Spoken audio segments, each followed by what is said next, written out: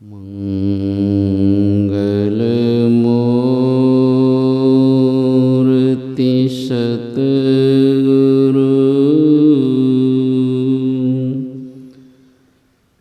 मिलवे सर्वाधार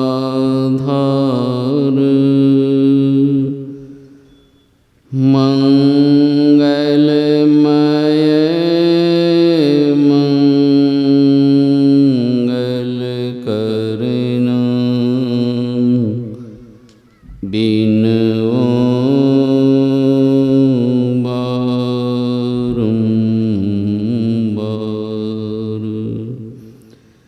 विनओ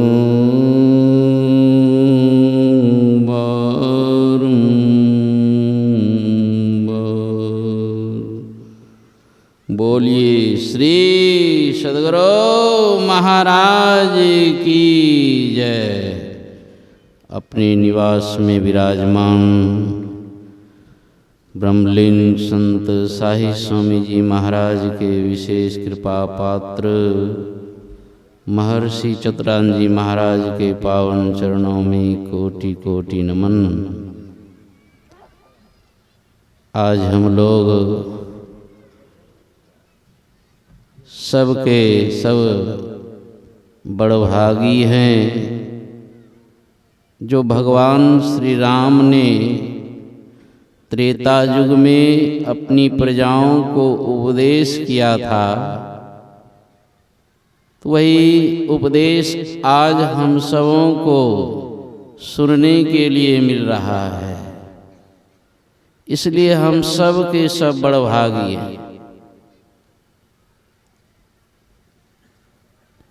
भगवान ने सबसे पहले मनुष्य शरीर की विशेषता को बताए कि जो मनुष्य शरीर धारण किए हैं वे देवताओं से भी श्रेष्ठ शरीर को धारण किए हुए बड़े भाग्य मानुष तन पावा सुर दुर्लभ सब ग्रंथ ही गावा। हम लोग शरीर में आकर संसार में भटक रहे हैं। उसी भटकन को दूर करने के लिए संत और भगवंत का अवतार होता है। तुलसी साहब ने कहा, क्यों भटकता फिर रहा ए तलाशे यार में, रास्ता सरग में है दिलवर पे जाने के लिए। हम लोग एक ही जन्म से नहीं, जुग जुगों से जन्मों जन्मों से संसार में भटक रहे हैं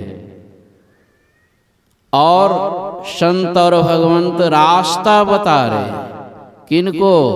मनुष्यों को।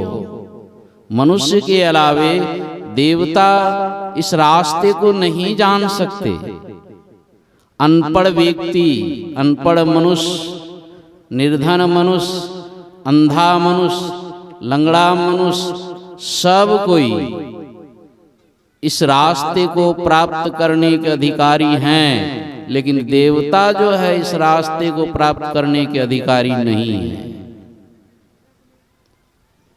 साधने धाम मोक्षे करे द्वारा, पाइना जे परलोक संवार। इसलिए परलोक जाने के पहले, मरने के पहले कहते हैं इस तरह की साधना सभी मनुष्यों को कर लेनी चाहिए, जिससे कि शरीर के अंदर में जो मुक्ति का द्वार है उसका पता आपको मिल जाए। द्वार तो बहुत है, लेकिन एक मुक्ति का द्वार भी है, ऐसा भगवान राम ने कहा। आपके शरीर में वह द्वार है। एक पैसा भी आपके पास नहीं है, एक अक्षर पढ़े लिखे भी नहीं हैं आप, लेकिन उस द्वार का पता यदि आपने पा लिया तो आपसे बड़भागी संसार में कोई नहीं। और रामचरितमानस को जब पढ़ते हैं तो पूरे ग्रंथ को पढ़ लेने के बाद पता ही नहीं चलता है कि 3.5 हाथ शरीर के में जो है कहाँ है मुक्ति का द्वार, कहीं पता नहीं। अजीब बात। और दुनिया में जो भी ग्रंथ हैं उस ग्रंथों को पढ़ने से भी पता नहीं लगता है। भेद है गुप्त, पाना किसी ग्रंथ से है असंभव, समझ लो किसी संत से। राम जी ने भी सबरी को जब उपदेश करते हैं कहते हैं कि मनुष्य शरीर मिला है, भक्ति करना चाहते हैं, मोक्ष द्वार में जाना चाहते हैं तो पहले संतों का संग कीजिए। और संत के चरण शरण में जाते हैं तो गुरुदेव कहते हैं बिन दया संतन की में ही जानना इस राह को, हुआ नहीं होता नहीं होनहारा है नहीं। गुरुदेव ने भी कहा संत के दया कृपा के बगैर आज तक उस मुक्ति के द्वार का आता पता किसी ने नहीं पाया, और वर्तमान में भी नहीं कोई पा रहे हैं, और भविष्य में भी करोड़ों जन्मों में भी बगैर संतों की दया कृपा से उस मार्ग को, उस द्वार को कोई नहीं प्राप्त कर सकता। इसलिए ये संत के हवाले है। गुरुदेव खुलासा करके कहते हैं कि उस द्वार में कैसे जाओ। भजो भाई गुरु गुरु गुरु रूपे ध्यान धरूं, सन्मुख बिंदु निरेखो, सुख देखो रे भाई। इतना काम जो कर लेंगे संसार में फिर उनको दुख कभी नहीं देखना पड़ेगा। सन्मुख बिंदु निरेखो, सुख देखो रे भाई।